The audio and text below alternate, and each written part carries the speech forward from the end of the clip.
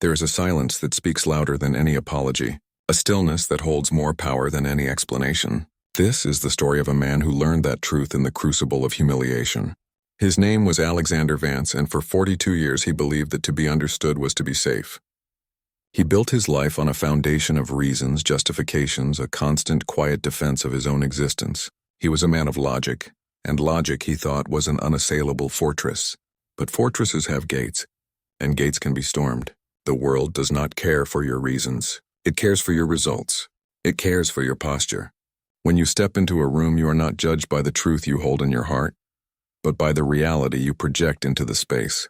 Alexander was about to learn that the most devastating counterattack is not a stronger argument, but a profound, unnerving, and absolute silence. This is not a story about winning an argument. This is a story about dismantling the very battlefield on which it is fought. This is the story of how a man stopped defending himself, and in doing so built an empire of unshakable power. Alexander Vance was the head of strategic development at Ethelred and Finch, a venerable old investment firm that smelled of old money and older hypocrisy. His world was one of polished oak, whispered numbers and handshake deals that could make or break fortunes. He was good at his job, precise, innovative, and ruthlessly ethical. This, he would later reflect, was his first mistake. He believed that competence was a shield. He believed that his track record of successful mergers and prescient market calls would protect him from the petty politics that infested the upper echelons of the company. His desire was simple and, in its simplicity, tragically naive. He wanted to be recognized for his work. He wanted a seat on the executive board, not for the title but for the authority to implement his vision. He saw a path for the firm that was bold, modern, and immensely profitable. But vision requires power, and power, in the gilded cages of Ethelred and Finch, was not given. It was taken. His antagonist was Julian Croft, the chief operating officer. Julian was a man forged not in the fires of innovation, but in the shallow waters of social maneuvering. He was a collector of debts, a wielder of charming insinuations, a spider at the center of a web of loyalty and fear. Where Alexander saw spreadsheets and strategy, Julian saw alliances and vulnerabilities. He was everything Alexander was not. Fluid where Alexander was rigid, personal where Alexander was professional, and utterly amoral where Alexander was bound by a code. Alexander saw Julian as a necessary obstacle, a relic to be circumvented. Julian saw Alexander as a threat to be neutralized. This fundamental miscalculation was the crack in Alexander's foundation. He was preparing for a debate of ideas. Julian was preparing for a war of perception. The office was their world, a landscape of glass walls and hidden agendas. The scent of expensive coffee mingled with the tension of unspoken rivalries. Alexander's corner office had a view of the city's soaring skyline, a testament to his value. But Julian's office, nestled in the interior, had a view of everything that happened within the firm. He saw the comings and goings, the hushed conversations, the subtle shifts in allegiance. Alexander looked outward toward the future. Julian looked inward, controlling the present. It was a battle of horizons, and Alexander was about to learn that the closer enemy is always the more dangerous one. The quarterly strategy review was the gladiatorial arena of Ethelred and Finch. It was here that projects were blessed or buried, and careers were made or broken. Alexander had spent 3 months preparing his magnum opus, Project Chimera, a bold plan to pivot the firm's stagnant wealth management division into the lucrative world of blockchain-based asset security. It was risky, it was complex, and it was brilliant. He had the data, the models, the projections. He had anticipated every logical question, prepared for every sensible objection. He was a master fencer, ready to parry and thrust with the sharp point of his intellect. He did not see the blade that was meant for his back. He presented for 45 minutes. The room filled with the senior partners was initially skeptical, then intrigued, and finally visibly impressed. He could see the light of interest in the eyes of old man Ethelred himself. He was winning. The logical fortress was holding. Then Julian Croft cleared his throat. He hadn't said a word throughout the entire presentation, simply sitting with a faint, polite smile, his fingers steepled. "Alex, that was truly visionary," he began, his voice a silken trap. "The scope is breathtaking. It reminds me of that tech startup we looked at a few years back. Viridian Gate, wasn't it? The one with that young, charismatic CEO, what was his name? Elliot Sage? A cold knot tightened in Alexander's stomach. Viridian Gate had been a catastrophic failure, a scandal that had nearly cost the firm a major client. Julian continued, his tone dripping with faux nostalgia. Elliot was so brilliant, so persuasive.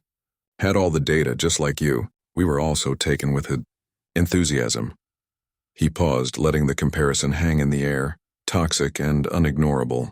Of course, the SEC investigation later revealed the creative accounting. A tragedy. But your safeguards here? He gestured vaguely at Alexander's slides. They seem much more robust. On the surface, at least, it was a masterstroke. Julian had not attacked the plan. He had not questioned a single data point. He had not made a single logical argument. Instead, he had planted a seed of doubt, of association, of guilt by a non-existent similarity. He had framed Alexander not as a competent strategist, but as a potential risk, a repeat of a past failure. He had used the memory of a snake to poison the well for a potential eagle. The reaction in the room was instantaneous and palpable. The impressed looks vanished, replaced by wary calculation. Ethelred's interested gaze became a guarded frown. Alexander's first instinct, his deeply programmed instinct, was to defend, to refute, to explain. With all due respect, Julian, he said, his voice tighter than he intended, the situations are not remotely comparable. The Viridian case involved outright fraud. Project Chimera is about technological innovation and transparent ledger systems. The regulatory framework is entirely different. The risk metrics are in section 4.2 of the report, and they are well within our... Julian simply smiled, a slow, pitying smile. Of course, Alex, I'm not suggesting otherwise. I'm just thinking out loud, considering all the perceptions. We must be mindful of perceptions, mustn't we? We can't be too careful. And with that, the trap snapped shut. By defending himself, Alexander had taken the bait. He had acknowledged the absurd comparison, giving it weight. He had stepped onto the battlefield Julian had chosen, the murky, subjective world of perceptions. He was no longer the visionary presenting a future.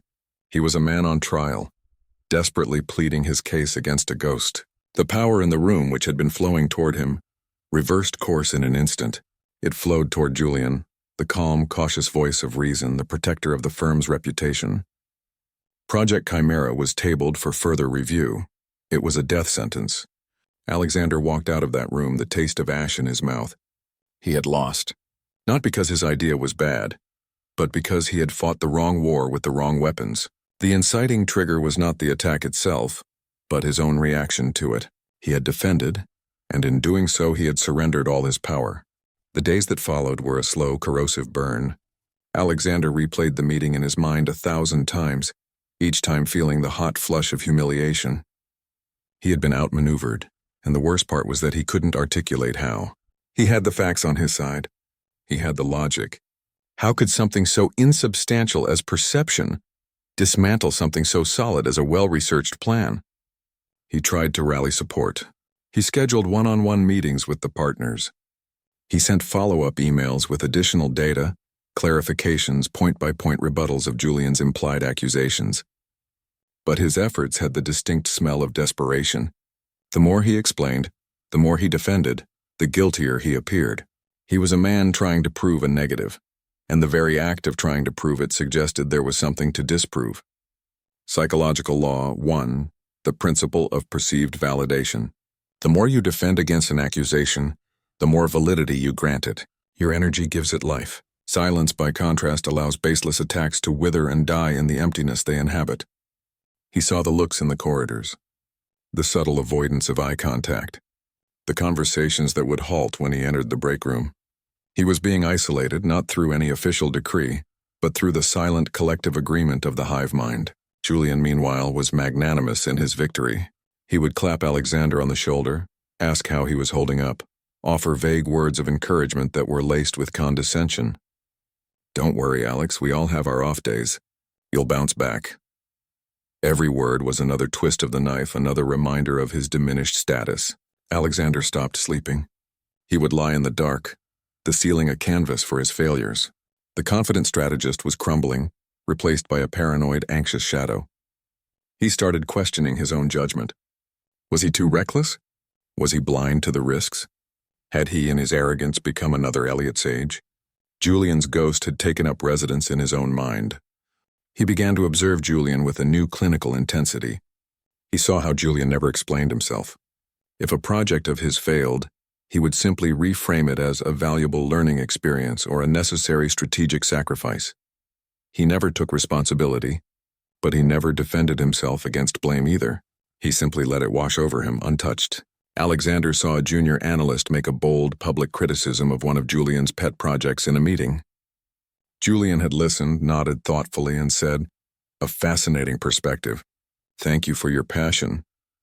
Then he had moved on, and the criticism, devoid of an opponent to fight, simply evaporated into nothing.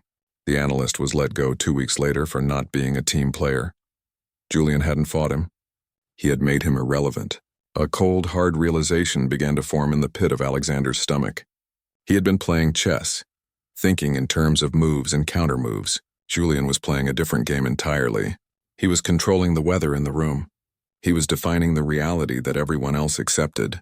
His emotional decay was not into sadness, but into a kind of numb detachment. The anger was still there, but it was no longer a hot, raging fire. It was being compressed, cooled, transformed into something else, something calculative. He stopped caring about being understood. He stopped caring about proving he was right. The desire for validation, that deep human need that Julian had so expertly exploited, began to die within him. It was a painful death like the shedding of a skin, but beneath it was something harder, colder. He spent a weekend alone reading not business strategy but history. He read about Tiberius, the Roman emperor who ruled from the isolation of Capri, his silence and absence making him more powerful and feared than any pronouncement from the throne. He reread Machiavelli, but this time, the words were not theoretical. They were an instruction manual. The lion cannot protect himself from traps, and the fox cannot defend himself from wolves. One must therefore be a fox to recognize traps and a lion to frighten wolves. He had been trying to be a lion, roaring his defenses. He needed to be the fox to see the trap for what it was and to sidestep it with silent grace. And then he needed to become the lion again. Not one that roars, but one whose silent presence commands the entire savannah. He returned to work on Monday a different man. The anxiety was gone. The need to please was gone. He walked through the offices not as a man seeking redemption, but as a man on a mission he no longer felt the need to explain. He greeted people with a calm, unreadable smile. He did not mention Project Chimera. He did not try to rebuild his bridges. He simply worked. But his work was now focused not on the firm's success, but on his own understanding of the game. He began to document everything. Not just his own work, but Julian's. The subtle favors, the whispered conversations, the projects that seemed to benefit a very small, specific circle of external consultants with ties to Julian.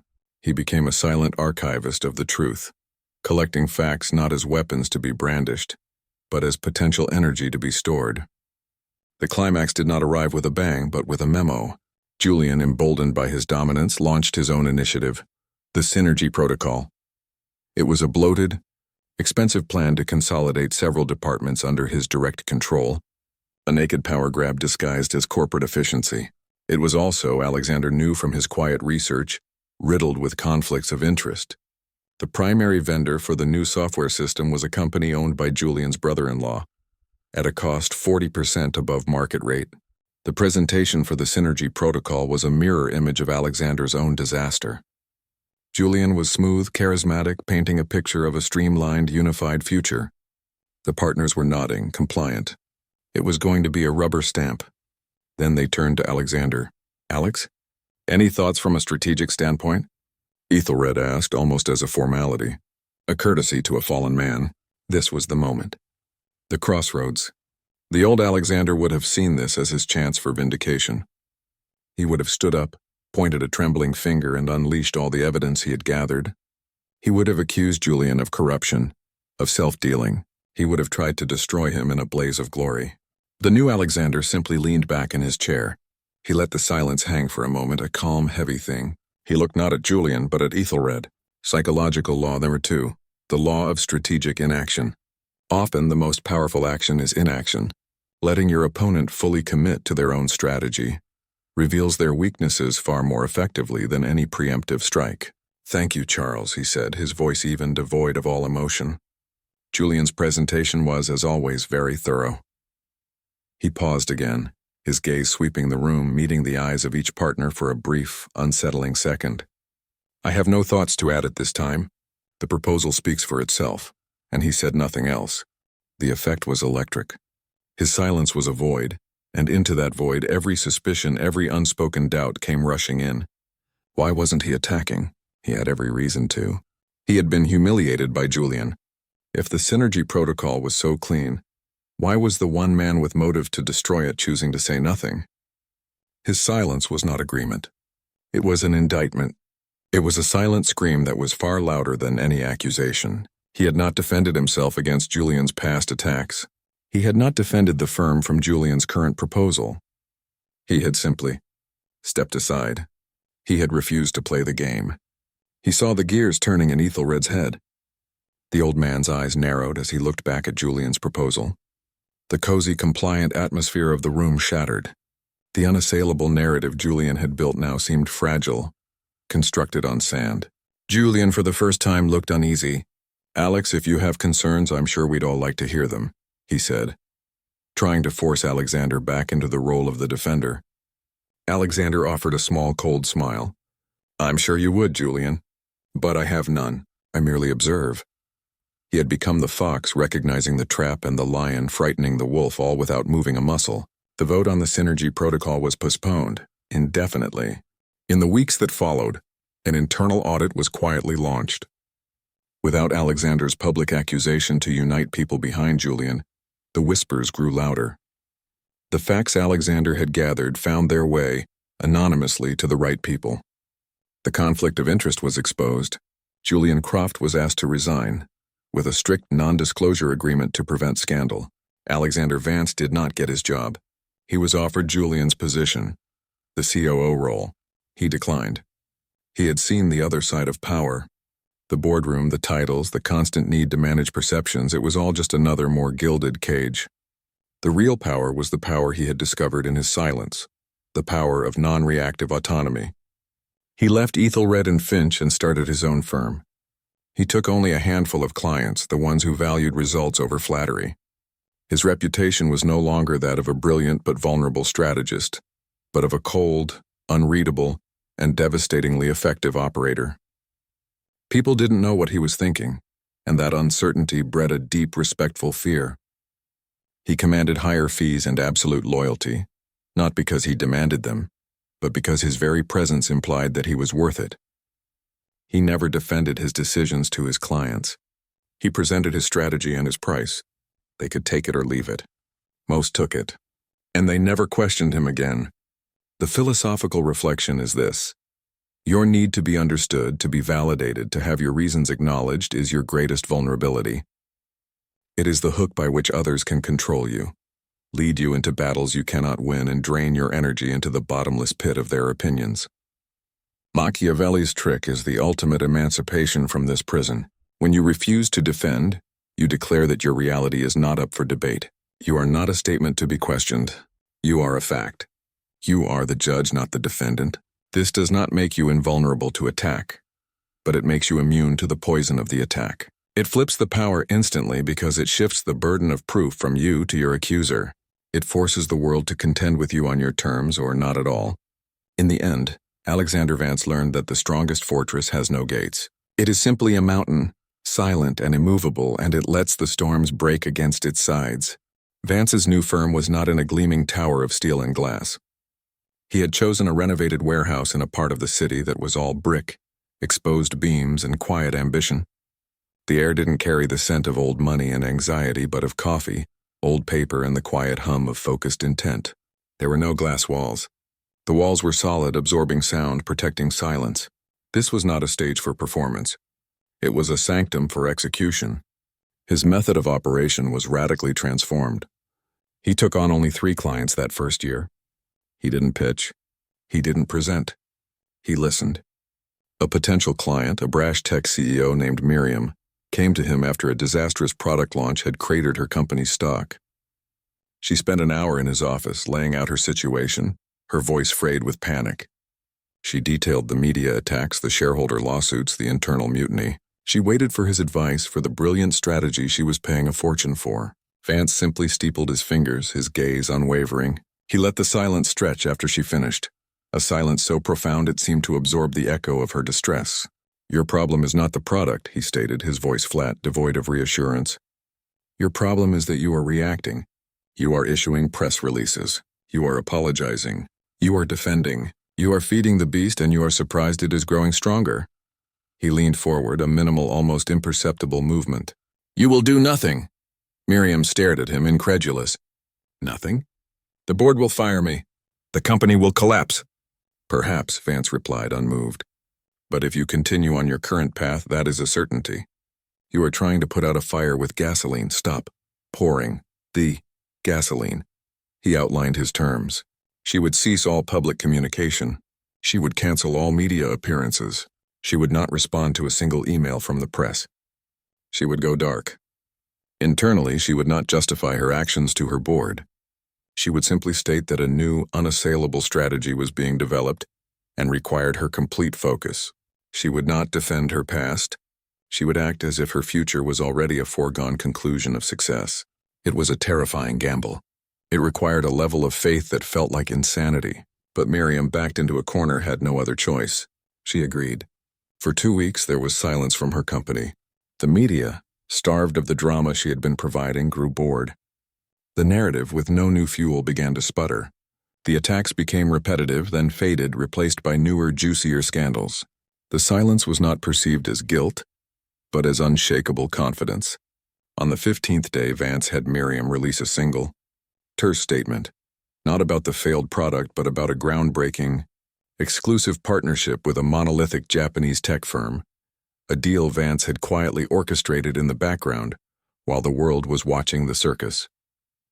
The stock, which had been left for dead, surged. The narrative flipped instantly. Miriam was no longer the failed CEO. She was the visionary who had been playing a long, sophisticated game, unfazed by the noise. The board, which had been sharpening its knives, now fell in line, terrified of being on the wrong side of her apparent genius. Vance had done it again. He had not fought the fire. He had let it burn itself out while he built a fireproof structure next to it. His reputation among a small, powerful circle became mythical. He was the ghost, the silent fixer, the man who won wars by refusing to show up to the battlefield. A year into his new enterprise, a figure from his past resurfaced. It was Anya Sharma, the junior analyst from Ethelred and Finch who had once criticized Julian Croft. She was older now, sharper, the naivete burned out of her eyes, replaced by a cool, calculating gleam. She tracked him down, not to his office, but to the quiet park bench where he took his solitary afternoon walks. "You were the only one who ever understood," she said, falling into step beside him without a greeting. What Julian was, what that place was. Vance didn't look at her. He kept his eyes on the path ahead. "I understood nothing until it was almost too late." "You understood before I did," Anya countered. "I fought him. I used logic. I used data. I tried to expose him, and he erased me." She paused, the memory still a raw wound. You did something else. You vanished, and in vanishing, you destroyed him. I've spent the last 2 years figuring out how." "And what have you concluded?" Vance asked, his tone implying he already knew the answer. "That power isn't about being right. It's about controlling the context in which right and wrong are judged. You stopped letting him be the judge." A faint, almost imperceptible nod from Vance. It was the closest he would come to approval. Anya presented her proposal. She had a lead on something big. A hedge fund manager, a man named Sterling, was running a Ponzi scheme, masquerading as a quantitative trading genius. He was untouchable, protected by a web of complicit journalists, paid-off analysts, and a fearsome legal team that specialized in destroying whistleblowers. The SEC was intimidated. The financial press was either bought or bamboozled. Sterling's favorite weapon was defamation lawsuits. He would sue anyone who questioned him into oblivion, forcing them to spend years and fortunes defending themselves in court. He forced his opponents onto the battlefield of legal defense, where he knew he could grind them into dust. "He's the ultimate defender," Anya said, her voice low and intense. "He turns every attack into a defensive war for the attacker. He makes you play his game, and he always wins." Vance finally stopped walking and turned to look at her. For the first time in a long time, he felt a flicker of something akin to interest. Not morality, not justice, but the pure, clean lines of a perfect strategic puzzle. This was the same beast he had faced in Julian, but larger, more vicious, and with far more resources. The man who must always defend his castle, Vance murmured, lives in constant fear of it being besieged. The man who lives on the open plain has no castle to defend. He took Anya on not as a client, but as a partner in this single, specific endeavor. Their strategy was not to attack Sterling. It was to make his defense mechanisms irrelevant. They did not write a report. They did not leak information to the press. They did not file a complaint with the SEC. These were all actions that would trigger Sterling's litigious instincts. Instead, they began to create a new narrative, one that didn't accuse Sterling of anything. Vance used a shell company to commission a series of seemingly unrelated, dry academic reports from respected independent economists. The reports didn't mention Sterling or his fund. They discussed, in abstract terms, the mathematical improbability of achieving consistent high-frequency trading returns in certain market conditions over a sustained period. They talked about the theoretical hallmarks of return smoothing, often associated with fraud. These reports were boring, dense, and published in obscure journals. They were designed to be ignored by the mainstream, but to be devoured by the quant community, Sterling's own tribe. Then Anya, using a network of anonymous digital identities, began seeding these reports in the most esoteric online forums, the digital watering holes where Sterling's own employees and competitors gathered. The question was never, is Sterling a fraud? The question became, is it theoretically possible for anyone to be achieving these kinds of returns with this stated strategy? It was a virus of doubt, engineered to spread within the host's own body. Sterling couldn't sue a theoretical academic paper. He couldn't launch a defamation case against an anonymous username in a forum debating mathematical probabilities. His entire defensive arsenal was useless. The first cracks appeared internally. A brilliant, morally flexible quant at Sterling's fund read the papers, did his own back-of-the-envelope calculations, and realized with cold dread that the numbers didn't and couldn't add up. He wasn't outraged by the fraud. He was terrified of being on a sinking ship. He started quietly looking for another job, and in his exit interviews with headhunters, he voiced his theoretical concerns. The whispers started. Then a major investor, a pension fund from Norway that prided itself on rigorous quantitative due diligence, did a deep dive. They weren't looking for fraud. They were revalidating their investment based on these new academic models. They found the discrepancies. They asked Sterling for a meeting not to accuse him, but to better understand the divergence between his returns and emerging financial theory. Sterling, for the first time, was confused. This wasn't an attack. It was a polite, bewildering inquiry. He couldn't rage. He couldn't threaten to sue. He had to sit in a room and try to explain advanced mathematics to a team of skeptical PhDs. He was forced onto a battlefield of logic, a field where his bluster and legal threats were worthless. He tried to defend his numbers, and in doing so, he sounded evasive, then desperate. The Norwegian fund pulled its money, not with a scandal, but with a quiet, devastating statement. The strategy no longer aligns with our updated risk models. It was a vote of no confidence that was unimpeachable. It was a fact, not an accusation. The run on the fund began. It was not a dramatic collapse, but a silent, steady hemorrhage. Sterling was left screaming into a void, filing lawsuits against ghosts, trying to defend himself against an enemy that had never shown its face. He was a spider whose web had been dissolved by a gentle, persistent rain he never saw coming. He was indicted 6 months later. Anya looked at Vance after the news broke. We never threw a single punch. Vance allowed himself a rare, thin smile. We didn't need to. We simply removed the floor from beneath his feet. A man who is falling is too busy to attack you. The Sterling operation cemented Vance's legend. He was now the man you hired when you couldn't afford to be seen fighting. Kings and CEOs of crumbling empires came to him, not with requests, but with pleas. He never offered hope. He offered a cold, surgical procedure on reality itself. He developed a set of immutable rules, a personal codex of power that he never wrote down, but which governed his every action. Psychological law, the FIR 3, the antithesis of reaction. Your opponent's power is derived from your reaction. Your fear gives their threat substance. Your anger gives their insult weight. Your defense gives their accusation credibility. Withhold the reaction, and you drain their power at its source. He saw the world now as a vast ecosystem of manipulators and the manipulated. Most people live their lives as open books, desperately hoping others would read them and approve of the story. They were constantly editing, revising, and defending their narratives. They were soft, reactive tissue. Vance had become bone, implacable, unyielding, devoid of the need for external warmth. He received a letter one day. It was from Charles Ethelred. The old man was retiring. The letter was brief, written in a shaky, aristocratic hand. Alexander, I watched what you did with Sterling. A masterclass. I confess I did not understand your methods when you were with us. I thought you were being obstinate. I see now I was the fool. You were the only one who truly understood the nature of the game we were all playing. This firm is adrift without a true compass. I fear for its future. I hope you have found what you were looking for. Vance read the letter once, then fed it into the shredder behind his desk. The whirring blades made a sound like a satisfied sigh. There was no triumph in him. No schadenfreude. Ethelred's words were just more data. Another validation of a principle he had already proven to himself. The need for that validation had long since died in him. His personal life was an extension of his professional philosophy. He had no entourage, no noisy friends.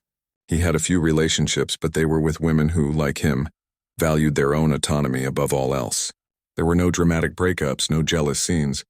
If a relationship reached its natural end, he would simply state the fact without malice or justification and move on. He did not defend his decision. He did not explain. He was, and then he was not. It was a calm, emotionless efficiency that some would call sociopathic, but which he saw as the ultimate form of respect. Respect for another person's ability to handle the unvarnished truth. He was, for all intents and purposes, free. He had transcended the human drama of justification. He had achieved a state of pure volition, untethered from the opinions of others. He was no longer a participant in the game. He had become a force of nature, observing the players from a distance, occasionally shifting the wind, never explaining the weather. One evening, he stood at the large window of his apartment, looking out at the city. The lights twinkled, each one a small drama of ambition, fear, love, and defense. He saw it all now as a vast, intricate dance of vulnerability. People building fragile identities and then spending their entire lives patching the cracks, terrified of being exposed. He had discovered the ultimate secret. Exposure requires a thing to be hidden. If you have nothing to hide, you cannot be exposed. If you refuse to defend a position, that position cannot be assailed. Your power comes not from the strength of your walls, but from your willingness to stand, completely open on the plain, showing the world you have no walls to breach. It is a terrifying form of strength, one that few can comprehend and even fewer can wield. It was the final haunting philosophical reflection. The world attacks you because it expects a defense. It is a reflex, a conditioned dance. When you break the pattern, when the defense never comes, the attack loses all meaning. It becomes a spectacle without an audience, a play performed in an empty theater. The power doesn't just flip. It dissipates from your opponent and is absorbed by the void you have created around yourself. You become a black hole of agency, silent, immense, and governed by laws they cannot understand. He turned away from the window. The city's noise was a distant hum. In the quiet of his room, there was only the sound of his own breath, a rhythm that needed no one's permission to exist. He had not just flipped the power, he had become it.